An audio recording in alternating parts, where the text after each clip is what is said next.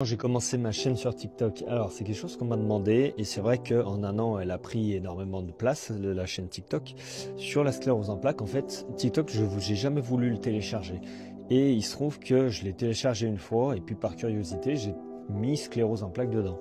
Et en fait, je n'ai pas du tout aimé ce que j'ai trouvé. Ou voilà, montrer que le mal du truc, de tout montrer ce qui allait pas en fait. Et je me rends compte que beaucoup de gens étaient comme moi, j'étais en 2009, un peu perdu avec la maladie, parce que les médecins n'ont pas forcément le temps de tout nous dire. Et je voulais une chaîne qui, j'aurais aimé en tout cas, moi, trouver une chaîne qui m'explique la maladie, qui m'explique que tout n'est pas perdu, qui m'explique les futurs traitements, l'évolution qu'il y a eu depuis des années, parce que moi, en 2009, j'avais pas tout ça.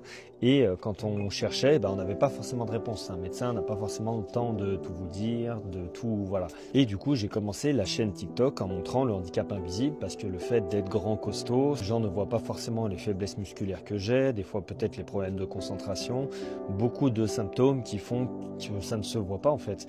Et oui, j'ai été paralysé à certains endroits, c'est plus ou moins revenu, j'ai quelques séquelles, mais je voulais pas montrer aux gens que les douleurs, que les tremblements, que la fatigue musculaire. Je voulais aussi montrer aux gens qu'on pouvait vivre différemment avec la sclérose en plaques. Après, ça dépend dans l'état où on est. Moi, je m'en remets facilement entre guillemets parce que je galère énormément à m'en remettre, mais le sport m'aide énormément. Je fais beaucoup de musculation, j'ai repris le basket, c'est quelque chose de pas facile, mais c'est comme ça que la chaîne TikTok a monté d'un coup. C'est quand les gens avaient besoin de se retrouver là-dedans, avaient besoin d'avoir quelqu'un à qui parler, avaient besoin d'avoir quelqu'un à qui s'identifier aussi, et quelqu'un qui leur donne aussi de l'espoir, leur montrer que dans tel nombre d'années ça sera peut-être le fauteuil roulant, tout ça, chose que moi en 2009 on m'a dit dans 200 c'est fauteuil roulant, tout ça. Ouais, alors non en fait, du coup il y a eu plein de choses qui ont évolué. En 2009, on m'a dit faut pas faire de sport, faut pas fatiguer l'organisme et tout. Moi, je suis parti travailler dans le sport. Je suis allé pour me dépenser, pour montrer que tout est possible. Alors, c'est sûr que c'était pas évident avec la fatigue, avec les faiblesses musculaires, tout ça. Ça allait même pas maintenant. J'ai 32 ans, j'ai eu les premiers symptômes, 15, 16 ans, tout ça. Donc, c'est quelque chose de pas facile. TikTok, j'ai trouvé que c'était un bon moyen de communication parce que faut savoir qu'on a l'impression que TikTok est fait pour les jeunes, tout ça. Mais quand je regarde dans mes données analytiques, quand je regarde les gens qui regardent mes vidéos, on se rend compte que finalement il y a un peu plus de la moitié des gens, je crois c'est 60-65% qui ont plus de 45 ans.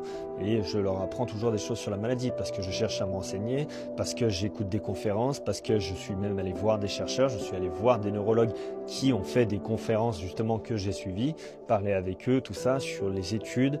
J'ai vu du coup à travers la chaîne TikTok comment était suivie un peu la maladie dans le monde entier par des témoignages. J'ai vu qu'en France finalement on n'était pas si mal que ça comparé à énormément de pays. Parce que beaucoup m'ont dit moi je suis dans tel pays, c'est très compliqué à se soigner. Beaucoup m'ont dit au Canada oui, il y en a beaucoup plus de sclérose en plaques, sauf qu'ils m'ont dit les soins c'est autre chose aussi.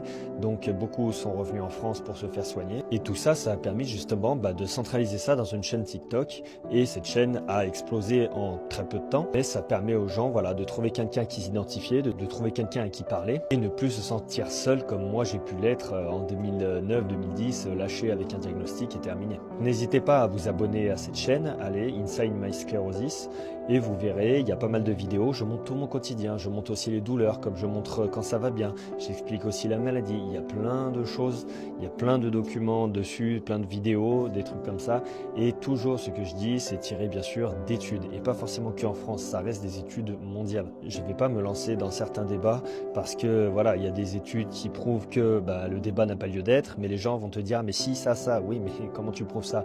Je sais pas, oui, donc voilà. Tout ce qu'on dit sur la maladie, sur n'importe quelle maladie, il faut que ça soit étayé par des études, par des choses comme ça, par des ressentis. J'ai plein de gens qui m'ont dit, t'as essayé tel traitement? Je dis non, j'ai pas essayé, non. Par contre, je connais des gens qui ont essayé et effectivement, dans d'autres pays, ils ont regretté. La question d'être avec un traitement, la question d'être sans traitement, j'en connais plein qui m'ont dit, moi je prends pas de traitement, ils m'ont dit ça pendant 10 ans et tout va bien. La 11e année, il se trouve que comme ils prenaient pas de traitement, ils ont eu une poussée et la poussée a été tellement forte que malheureusement ils s'en sont pas remis. Après ils te disent, j'aurais mieux fait de prendre un traitement. Moi c'est ça que je veux éviter aussi, c'est pour ça que je prends un traitement, parce que j'ai pas envie de devoir le regretter plus tard. Après il y a toujours l'incertitude des traitements et c'est vrai qu'ils sont de plus en plus efficaces. On est passé de 30% pour repousser les poussées de sclérose en plaques, moi en 2009, à quasiment 97% avec des nouveaux traitements. Par contre, les traitements sont plus forts. Donc, il faudra voir aussi l'effet que ça a à long terme de prendre des immunosuppresseurs comme ça sur 10, 15, 20, 25 ans. Mais en tout cas, l'objectif de cette chaîne était vraiment, il est toujours, de montrer aux gens que rien n'est perdu, qu'on peut se battre. Bien sûr, nous ne sommes pas tous égaux malheureusement face à la maladie. Moi, j'ai des poussées très sévères. Par contre, mine de rien, comparé à beaucoup, j'arrive bien à m'en remettre avec beaucoup de sport. Et il y en a, je sais, qui ne peuvent pas faire d'activité physique. Donc ça reste compliqué et chaque cas est différent. En tout cas, n'hésitez pas à vous abonner à cette chaîne, partager les vidéos et n'hésitez pas à me contacter si besoin d'un thème particulier.